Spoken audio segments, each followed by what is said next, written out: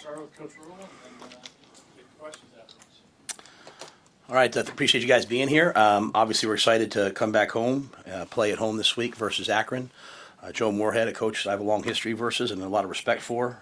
He beat us at Temple when he was the head coach of Fordham on a Hail Mary at the end of the game. Was at Penn State, did a great job as the OC there, and a guy that I consider a friend. So I look forward to having the chance to compete against him. In terms of injuries, Janier Bonner will be out for the year. He tore his ACL in the game on Thursday. We're pretty healthy other than that. And with that, I'll take your questions. Janier is a factor in a lot of different ways, leadership on and off the field. What kind of loss is that on the field, and then how can he still contribute off the field? It's a tremendous loss on the field. He's a great football player. He plays on all the special teams. He's a wide out. He's a running back. He's a fullback. He's a tight end. He can just do it all. Selfless. He's a great teammate. I'm sure he'll continue to inspire his teammates though with his attitude, and I just know how much he means to everybody. So he doesn't mean a lot to us because he's a good player, though he means a lot to us because of who he is, and so everyone will rally around him, and we'll watch him come back better than ever. You had a lot of younger guys playing on that D-line when you got to watch the game back. What's sort of your, your overall take on their first performance? Yeah, I think, anytime you give up 200 yards rushing, you're not going to be real happy. With that being said, a lot of it, 96 of it was the quarterback, and a lot of that was, pass rush, and so we'll have to, him not even design runs, him getting out and running. So we'll have to work on that. I think we talk a lot about it, but I don't know if we did a good enough job as coaches of doing it. You're facing Dylan and TJ and Jalen. You're facing a lot of guys who are, pocket pro style quarterbacks. So TJ can move, but the holy grail of things that most defensive coaches don't like, or an excellent outside zone team, a tempo team, and a running quarterback. And Cincinnati is all three of those, and Coach Satterfield has been for a long time. So. When you face those types of teams, you build your team differently. You're a 3-4 team. You play with four eyes. You make the ball run to the sideline. We don't face a lot of that in the Big Ten. So it was a tough matchup for us in that regard. But we have to play better. We have to get off blocks better. We have to level out our rush better. And, we saw it on tape. We tried to adjust it during the game. And, like even watching last night, Notre Dame and Miami. Notre Dame kept hurting Miami with the quarterback draw, yet Miami continued to rush, and then at the end of the day, they got there. So we'll have to pick our spots a little bit better. But it wasn't like they were, their running backs didn't have 100 yards rushing, or 106 yards maybe, So we'll have to. It wasn't the traditional run game; it was the quarterback, and I thought he was a heck of a player. I walked right up to him after the game. I knew before the game I saw a lot of scouts, like higher up guys I know, and they were all there to see him and the tight end. And then after the game, I told him they didn't have 100 yards rushing in the first half. 100 yards of offense in the first half, I don't believe. I don't know what the number was. You guys would know. And so they did a nice job of adjusting and just saying, hey, we're going to run this guy to try to get a win. And so we have to do a better job up front. But I thought some guys did some really good things, and some other guys, will have to make some improvement this week. Your running back position, Coach, how important is it moving forward that you try to get a second, third guy going more in these next two games at home? Yeah, I wasn't happy with it. Dana was like, hey, he made the call, so I let my coordinators coach. I wanted to get Isaiah and Mackay in, but once Dana said to me, hey, Coach, I made that call, I said, okay, cool. Like Emmett was hot. We went with Emmett. We'll have to get Isaiah. We'll have to get Mackay, and we'll have to get Quentin in the game more. Mackay had a great run that he cut back and got vertical, and unfortunately we missed one block, or else it might have gone for a ways. So I'm just biding my time with those guys. But I wanted to play them more. But Dana was feeling it. He went with what he went with, and that's his call. So I was good with it once he said that. So, but that won't be the plan moving forward. I don't think. I think we'll have to play more guys. On that D line, what did you think about the contributions you got from Winery in his first action? Yeah, I thought Will did a nice job. He made a lot of plays running to the sidelines. He, like everybody else, there's things we'll want to improve on this week. He lined up a little bit wide at times, and so he had some good rushes that maybe he was a step away on. That if we get him a little bit tighter, he's got a great speed to power move, and we'll have to continue to emphasize that this week. But I love the fact of seeing him run around, seeing him run to the ball. He ran down on the first third down, ran down, made the tackle after we overran it. made the play on the fumble. Javen might have scooped and scored had he not done that, though they called it incomplete, so they probably would have blown it dead. But happy to see Will fly around like that.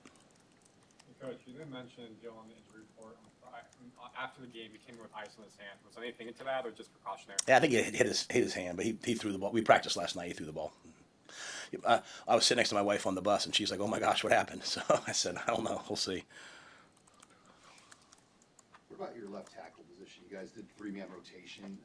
Did you like how that went? And you have to eventually kind of settle in on Yeah, one guy. yeah, we're not going to be able to 3-man rotation real long, but I think everybody had some good plays. Everybody had some plays you like back. I mean, sort of some of the things I talked to you guys about last week, held true, right? So I mean, we false started at the 1-foot line, but there were also a lot of good plays too. So we just felt like everyone deserved a chance to play, and we wanted to put it on tape. I think sometimes you have to see your team versus other teams to see exactly what you're doing well and not doing well. The old, I don't know if Coach Osborne or Coach Solich said it, but Coach Paterno used to say to us all the time, you make your biggest improvement between week 1 and week 2. So part of that's also kind of refining that and seeing where those guys fit. And, at right tackle, we played just Teddy. We didn't play Tyler. So we'll go through this week. I think the good thing is I think everyone knows that we'll rotate. So they all have to have a chance to compete in practice. And as a player, that's all you can really want is a chance to compete. So we graded the tape, and we'll just kind of look at it this week too. What did you use the extra 2 days for that you had because it was a Thursday game? And how'd you feel just about the response when you got back on Friday and were around the team? Yeah, so we wanted to lift at 11. I told you guys we're going to lift, and we didn't get home till 4. So I didn't make them lift at 11. Our non-travel guys didn't get back till 5. Like my kids and the coaches' kids that took the bus down didn't get back till about 5. So I didn't make them lift at 11. But they did come in and watch the tape at 3:30, and we went through it like methodically on Friday. Then we came back. We gave them Saturday off, and they came back in yesterday, and we went through it again, a little bit more crisp. I wanted them just to take some time. I asked them to grade themselves from Friday to Sunday. So they graded themselves on the things that they can control, their effort, their technique, their assignment discipline.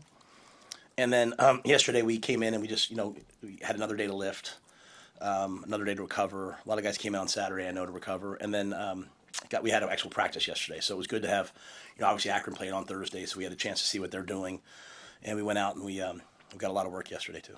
Maybe this is a question that's fit for each level of the defense. Did you feel like your defense flew around and ran the way that you were kind of hoping they would? I think they played hard. I think the way John said it really well. I think they played hard. I think we have to play faster. And this part of that's key. Now, I say this. I thought we covered really well. I mean, in modern college football, to play a Power 4 team and hold them to 69 yards passing, I don't know how often that happens. So I don't really know what the narratives are out there. Like I know that that's really hard to do. And I think, like your Sierra, you get no targets, but he's sticky. Like you look at last year and you look at this year, we're way stickier. And I thought 4 was a heck of a player for them. I thought he was a really, we knew he was a good player from La Tech, or I forget which one. I get confused, but we knew from previously he was going to be a good player. He's fast, he's athletic.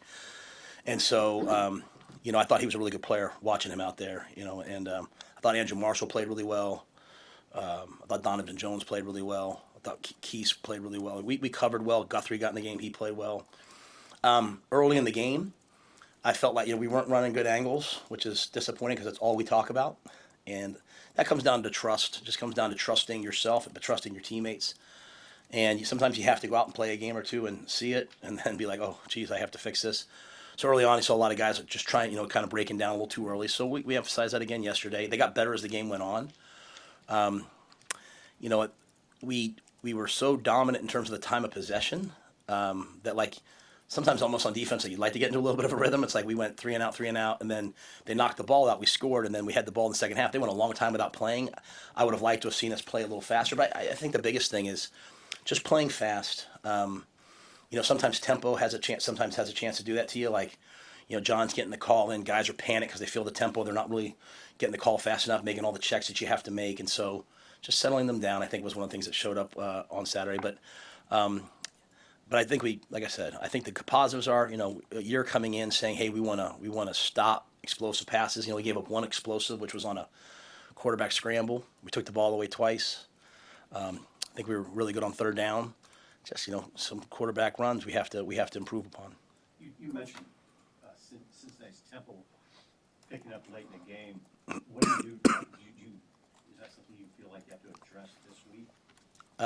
Yeah, I think so. I think once you put it on tape, it's on tape. Now not many teams play like that very much anymore. But that being said, we have to address it. And then you have to address what happened when they went tempo, right? It wasn't like they went tempo and just that's what it causes, but just the detail and the communication. And I think when we watch the tape, taking it away from like these global macro, oh my gosh, we can't do that. Like, no, you just be where you're supposed to be, and just taking it back to football and taking it out of emotional statements, which sometimes after a game, players can be emotional. Coach, that's why I said, hey guys, on Friday watch the tape, grade yourself, and Sunday come in and really dive into this tape. And it's like, oh, okay, we just do this a little better, this a little better. So it's the things I'm talking about, communicating the call, making the check, right on the right angle. A lot of those things, I think, if we we have to just get a little bit better at. Coach, how pleased with you how pleased were you with special teams? It seemed pretty clean, and obviously Cunanan was awesome kicking. Yeah, well, again, I don't want to go for all the negative narratives. I'm not going to go for all the positive ones because people keep saying that, but I wasn't completely happy with the special teams. Like, we kicked the ball out of bounds. The opening kickoff went out to the 27. So there were some good things, but like Eck got on the guys yesterday, and as he should. Like, we had chances for touchdowns. Like, first kickoff return should have been a touchdown. You watch the one block punt we go after. We have 3 guys go after it, untouched, and we don't block it. So, for us to be the team that we would like to be, we're going to have to take advantage of the opportunities we get. And so I thought they were good. The special teams were good. They just weren't at the level. I mean, we didn't make any game-breaking plays. And we have really good players. And I want our players to go make plays. And I want them to line up. I don't want them to be cautious. I don't want them to worry about what if. I want them to live in a world of what is. And the what is, hey, go make the play. And so Eck shared that yesterday. And I shared it again, too. Like, we give you a job to do. I want you to go out and do it and attack. I think Jacory made the first guy miss every time, yet we didn't have a ton of return yards because it was like the second guy. And so things that, missed assignment here. So it can be way better. I was really happy with the battery. I was really happy with the snap, the hold, the kick. I was really happy to see, Kyle get out there and knock that ball through. I was really happy to see Arch get out there. I mean, they had no yards returning. You look, Marquise Buford, you look, the one down the field punt, his first punt, Marquise gets doubled. He runs through 2 guys. This guy played all the snaps at safety pretty much except for a few, and he's running on punt team. So I think there were a lot of good things, but I want our players to know that we expect to make big plays on special teams, and that's what Coach Eckler expects. So I expect it, and we had a chance to, and I wish we would have made a couple more of them. Hey, Saturday is your home opener, even though Thursday probably felt a little bit like a home game. What's the anticipation being inside your stadium with all your fans here? I can't wait. I think I don't know if there's anything better that I've been a part of in my life than a night game at Memorial Stadium. It's unbelievable. So yeah, Thursday night was awesome. I loved it. Like, it was, Andy Reid shakes all of our players' hands, talks to the team, right? Like, Patrick Mahomes is on the sidelines. Like, Travis Kelce, Taylor Swift. Just the who's who. Our fans showed up. They were so loud. So it was amazing. I just can't thank them enough. I mean, I'd love to go back there, to be quite honest, and play another game there at some point. But I love Memorial Stadium, and I love being at home. And, even though it felt like a home game, there's still for a lot of our guys, first time checking into a hotel, getting on the bus here. Like, there's a lot of different things that go into traveling, right? I say this not as just as something I always have to deal with. Like, we are still a really young team, and there's a lot of new guys. It's like, hey guys, this is what you do at the movies. This is what you do here. Like, so it was good to get that out of the way.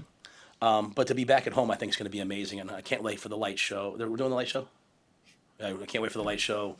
I can't. We better do it. The first year I was like, stop looking at the light show, and the second year I was like, just look at the light show. That's amazing. So yeah, I just can't wait. So my wife, is a Lincoln business owner, loves the night games because she has all day for people to go in and get their hair done, and so I know it's probably good for the local economy because people are in town all day and spend the night. But I just can't wait to be at home. I can't wait to play in front of our students. You go down to Kansas City. I know a lot of fans went down. I don't know how many students went down. Maybe they did. Maybe I don't know. But I think playing in front of our students is really important because they are the next season ticket holders and they are the next fans. And so we have to grow the program.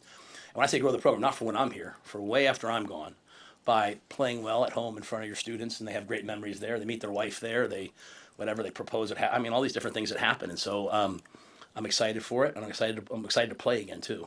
The game's the most important part to me. Do you have an overall assessment of Dylan Raiola's play? Yeah, I think Dylan was excellent. I think anytime you throw the ball 42 times and we don't have a turnover, I'm going to say the quarterback played well, unless it's 42 times in a loss where you're trying to come back. I think there's maybe 3 plays he'd like back. The 4th and 2 that we didn't get. He made an aggressive check, which is, part of the game. And I think if he would have just stayed with the play, he'd be the first to tell you that. So he said that. But I love that. I love the fact that he was aggressive. Like, we want to play that way. Like 4th and 2, we put the ball in his hands. He went and got it. The play he made to Luke Lindenmeyer, where he pulled the ball and ran and then put the ball on Luke's outside shoulder and Luke dragged the guy to the 1. Too bad we didn't come away with a touchdown there, but those are big-time plays. I thought you saw Dylan advance the ball in the red zone, and that was a defense. That defense, I talked about it last week, that 3-2 defense, that's what we ran at Baylor. It's a great Big 12 defense. It's so hard to go against because they're going to constantly keep everything in front of you. So, we were 10 of 18 on 3rd down, and one of them, and also we're 1 and 2 on 4th down. So you're 61% on, I think it's 61% on, I think that's what they said to me, on 3rd down, but you're in way too many 3rd downs. You can't be in 18 3rd downs. And so, but part of that's the way that they play, right? Like, they're just constantly making you matriculate the ball. We set a goal of let's get the ball in play 55 times. What I mean by that is let's get 55 runs or completions. 52, like in the NFL, you'll say is a win, 56 sometimes in college. We were like 64 times, something like that. But we just never kind of broke them. And then when we got down the red zone, we had to kick 2 field goals, right? So, but I don't put that on him. I think what Dylan showed us was the maturity. Like, he's got Patrick Mahomes there, which he obviously respects and is friends with, and he's not out there. He wasn't out there trying to make cowboy plays. He was playing quarterback, and that's what I want. Like, we'll get better and better and better. I thought in the first half, our run game, we had 76 yards rushing in the first half. He was getting to the right checks, and I think, he'd tell you there's maybe 1, maybe 2 plays he wishes he made a different check. But, guys, we give him a ton of freedom. He has more freedom than most quarterbacks in the country probably have. And so, and he's right most of the time. And, he's right more than I would be. So I'll take it. So I thought he played excellent. What are you looking for, like when you, with running back discussion, Mosey and Nelson, Ives, what are you looking for from them in this game? What do you got to see? Oh, yeah. There's no running back discussion for me. We have backup running backs. We have a starting running back. We have backups. If the starting guy he got really hot in the way the game went, we had these long drives. I think they're the backups, and when if he needs a blow, we're going to put them in. But he's the guy right now. I'm just looking for them to have another good week of practice. They had earned the right to play more. We just got in the game, and the coaches decided not to play them. Tough. I looked at them both. I said, "Bide your time. Your time's coming." But sometimes that happens, you know what I mean? So, but it's nothing about them. It's just that, like, Emmett was out there, and Emmett just looked like he was on a different, like, I showed our guys, the great things we did in the game, and I wish we would have just made one more play, was, 7 minutes on the clock. They just scored to make it a 3-point game, and we ran off 5 minutes off the clock, and we did it in an aggressive manner. But Emmett ran the ball, caught a ball in the flat where he gets knifed. Most guys would drop that ball or fumble. He doesn't. Then he runs the ball on 3rd down. I mean, he was just in a zone. And I felt like, or Dana felt like, hey, we're going to keep him in there. So did EJ. It's hard to do that the whole year long. That was a must-win game, and the game got closer than you probably wanted it to. It felt like it was going to go one way, and then it didn't. Credit to Cincinnati. And as I said to our guys, this is Power 4 football. Everyone has to get adjusted to, like, they have $20.5 million to pay their players. You know what I'm saying? Like the days of old are over. Like, Power 4 teams all have every team has $20.5 million to spend on their athletes, so they're going to have good guys. Like, you know what I mean? Like, it's not like they're all just going to, like, the last couple of years, like the really good players on teams like that would just leave for money, at NIL money. But now you can pay them. Like, you're going to face a lot of good players. So they came roaring back, and I think this, if I'm being honest, I think that's probably what was good for our team, like, to have that kind of a game. Like, we had to play 60 minutes, and we had to look at ourselves and see what we didn't do well, kind of questions you asked, and try to fix them. But yeah, so I just think Emmett was hot, But I'm just going to tell you, I think when Mosey gets out there, he's going to do big things. I know Makai's going to do big things. I'm excited for them. It didn't work out the first game. We'll hopefully get him in this game. You felt must win? I think they're all must-wins. But I guess what I'm saying is, you get into the game, it's like, I expect every game. I'm not like I got different guys on my staff. I expect every game to be 17-16. So I'm never disappointed. people that think every game's going to be easy, then they get into a fist fight, they get surprised, and they're like, oh, shoot, I expect every game to be hard because I respect my opponent. It's respect without fear. So, like, I was preparing for it to be a battle. It just was a weird flow to the game, if that makes sense. Like, again, 19 minutes in the first half, 10 in the second, and then I think our time of possession was pretty close in the second half, right? So, just a weird deal. And if you think about it, I'm always saying make one more play. So Coach Paterno with me, just make one more play. Like even last year, we lose these close games. You guys say, "What do you think?" I say, "We got to make one more play." Well, Malcolm made one more play. I wish our free technique would have come underneath and sacked the quarterback on the long run, and then we wouldn't have had to make that play. So everyone's just got to. We're just going to work everyone to make one more play. And I think watching a lot of the college football you watch this week, and a lot of games came down. There's a lot of games that are 50-0, but when you watch Power 4 on Power 4, most of them came down to, a play here and a play there, right? So happy to see Malcolm make it, but that was long-winded to say. Like we had to get Emmett going in that game, but Mosey's ready to go, and Makai's ready to go, and Quentin's back, and he's ready to go, and Quentin brings us a physical back too. So I think you'll see them all play. Last year, when you guys wanted to go 12 personnel, you had Thomas, you had Nate, and you had Luke, you have Bonner. If you wanted to use them at this point, it's Luke. One guy's in the NFL, one guy's in the SEC, and Janarin's hurt. So how do you feel about Heinrich and Caden Ectornott and Eric Ingerson and some of those other guys that may have to now come in and be the blockers now that Mac's hurt too? Now that Markway, yeah, when we played the last game in 12 with Luke and Heinrich, I think Heinrich is going to get better and better and better. I think he has a unique skill set. I think it was good for him to play that game, right? So he could get a feel for what it's like, and I think we'll take advantage of his traits. I think now's the time for Carter to really step up. Like with Wood being down, because he can do a lot of things that Wood did. With those guys being down, it's his time. Carter obviously had double hip labrum surgery in the spring, so we brought him along. We had to bring him along slowly during camp, but Carter's as talented a guy as there is in the country, and so it's his chance. And then I feel really good about Eric Ingerson. I feel really good about Caden Ectornott. Caden played on special teams for us, and I'm going to tell you, if Danny King goes in the game, I trust Danny. I think Danny King's going to play here. I think he's a walk-on football player that I think will end up playing here at some point, kind of like Luke did. So yeah, I think it's a matter of not who we don't have, but like who do we do have? We have Carter sitting right here. It's his time. It kind of timed out perfectly. Not Janirin getting hurt. I'm not saying that. I'm saying just, hey, he's getting healthy now. Okay, we're going to need you to go out there and play, and then he can also do some of what Wood did. Hey, Matt, kind of playing off of what you were saying about getting into fist fights with teams, that not everything's going to be close. There's been a lot of discussion about strength of schedule in the last couple of weeks with the committee, and then the SEC goes to 9 conference games. You guys are playing one of each with an FCS, a Group of 5, and a Power 4. Do you think that the Big 12, or excuse me, the Big 10 should make a rule saying you can't play an FCS team, kind of like they tried to do a few years ago and then backed off on that? No. I think FCS schools depend on playing FBS teams. I think I was in the FCS. If you don't have an FBS team, it's hard to fund your football team. It's hard to fund the rest of it. So I think the SEC has been really smart over the years. They play their FCS team late in the year, so as they're getting ready to go on their playoff run, they play them before the last game, which I think is a really smart way to schedule. I just think if it was up to me, which it's not, across college football, everything would be similar. If we're all playing 9 conference games, we're all playing 9 conference games. How it would just all be similar, so that it's easy to compare. I think it would hurt. It would hurt. Like you look at the year. Like I remember just watching Coach Truss when he was at Ohio State. I don't know how they schedule now, so I'm not smart. But back in the day, like, hey, you're going to play in Akron, we're going to play at Kent. Those athletic departments are counting on that revenue. So I've been at those places. Yeah, I've been at Temple where like we're counting on, going here and making that money to make ends meet. So I wouldn't make that rule. Hey Matt, you ran out on the field, led the guys out. Was that a one-time thing? I think he's mentioned it might be a one-time thing. Yeah, it's a one-time thing. Why did you pick Cincy, and did everything come out, or you healthy? Yeah, I ran as fast as I could. I wasn't sure how that was going to go.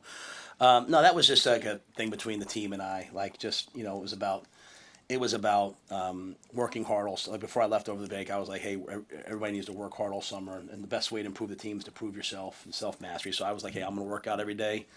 I'm going to get under a certain weight, and I'm going to run out in the team with you guys. And so it was just like a fun thing. And then I had a couple guys saying, you need to do that every week, and I was like, yeah, right. So I've always felt like this should be about the team. I walk out the side and let the team run out. But it was fun to do, to be quite honest with you. And my wife commented on the look on they put that video out, the look on my face. But that's how I feel about this team. I like this team a lot, and I like being around them. I like who they are as people, and so they bring joy to me. And so running out with them was really a fun moment for me. One of the funner moments I've had. I've never run out with a team before, ever. I don't think, ever. So that's the first time in my whole career of maybe someone can find something. I don't remember it, but I don't remember ever running out, and certainly not that fast. So it's as fast as I can run. Hey, with what you said about the number of third downs that you faced, how do you feel after one game in comparison to before that game about the ability of your receivers and offensive weapons to create big plays? Some of the big plays that you didn't see as much of in that game. Yeah, that's not an issue to me of that. I mean, like we ran a double move inside post with Ja'Cory. He ran right by the safety, but the backside safety's playing with huge depth, and Dylan hit the backside in cut. I think I don't think it has anything like you think about the plays like Isaiah on the fade ball on the left sideline. He kind of throws the guy by, catches the ball, but he jumps for it. If he just lands on his feet, he walks in the end zone. So I think there's a couple. Luke had one down the right sideline that they tackled him at like 19 yards. If one guy makes a block, he gets 20 yards. So I think we have. I left the game, to be completely honest, I left the game being like, all right, well, Ja'Cory almost broke a long one. He just got hit his thigh and he tripped up. And Ja'Cory played the whole game. He got hit early on, played the whole game kind of limping a little bit, but that's who that kid is. He's a competitor. So I know Ja'Cory can make plays. I watched Luke make plays. I watched Dane make plays. I watched Isaiah make plays. It's 3rd and 6, man-to-man. Dane wins. He catches an under route, makes the guy miss. And Isaiah, the touchdown. So I left there feeling like Emmett certainly made a ton of plays. I was like, man, our playmakers showed up. But the natural defense there is kind of take that away. So yeah, would we have loved to have more? Absolutely. Are we saying it's okay to have one explosive play? Not at all. But I don't think it's a player issue. I think it's just us. We're gonna go back this week and just try to get a little bit better and keep putting the ball in play, and then hope that we make some guys miss. Have some more catch and runs, and then hope that some other defenses give us a little bit more opportunities to get the ball down the field. You mentioned on Thursday you said it's cool to be a Husker, and then on Friday you announced you're on Pat McAfee weekly moving forward. How does that play into your aspect of recruiting, seeing you on TV weekly talking about football? Yeah, I want to make it very clear. It's not. I don't want to come across like it's about me. Like I'm not trying to be a media personality. I mean, I'm doing a podcast. I'm on Pat McAfee.